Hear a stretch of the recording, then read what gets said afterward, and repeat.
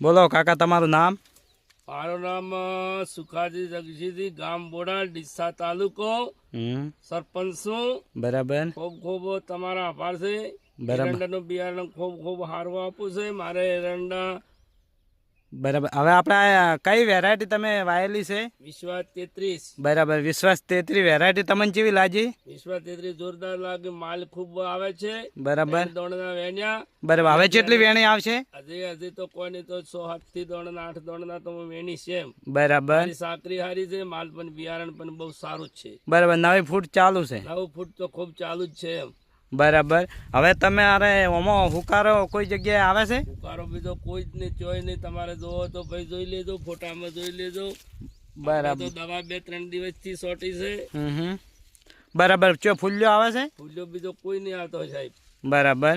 હવે આ તમે એરંડાનું બિયારણ ક્યાંથી ખરીદ્યું હતું? મારે ગામ કંબોઈ, પાટણ તાલુકો, વિહેટી અગ્રો. બરાબર. તો તમે હવે આજુબાજુના ખેડૂતોને ભલામણ કરશો? ભાગે છે ગોમડે બધે ધાબડિયા, ભદ્રમલી, લીલાપુરા, હદરપુર, દહાનો વાહ, મુંડેઠા, શેટવા, શ્યામણા, શેખલા. બરાબર. બધા હું ભલામણ હારી કરું. મારા આંગણમાં મારા શેણ સંબંધી એમાં ખૂબ કેવરાયો, ખૂબ બધો વેસવરાયો. બરાબર.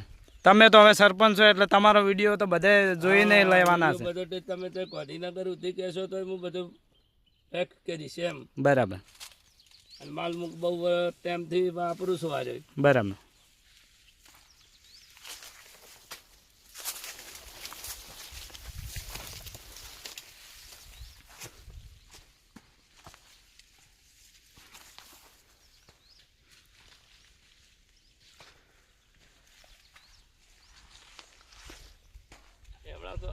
એવડા તો બસ ચેતાવતી હે જાતો.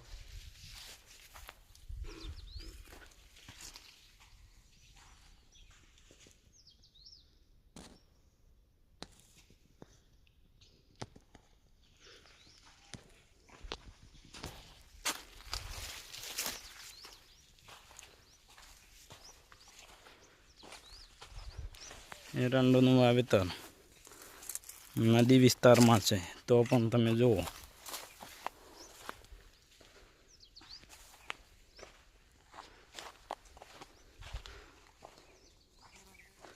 પિયત પૂરતા નહીં મળતા તો પણ રિઝલ્ટ સારું છે.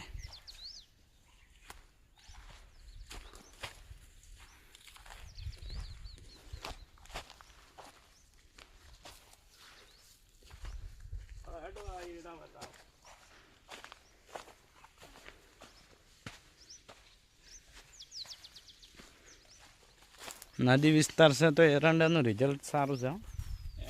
નદી વિસ્તારમાં એ રિઝલ્ટ સારું છે. કોઈને નહીં. આ બધા જો બાજુમાં બીજા એરંડા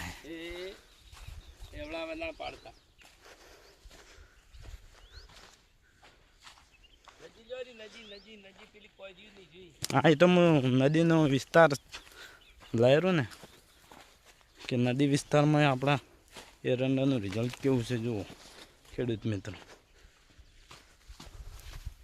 એ આ નદી વિસ્તારની અંદર એરંડાનું રિઝલ્ટ જો જોરદાર.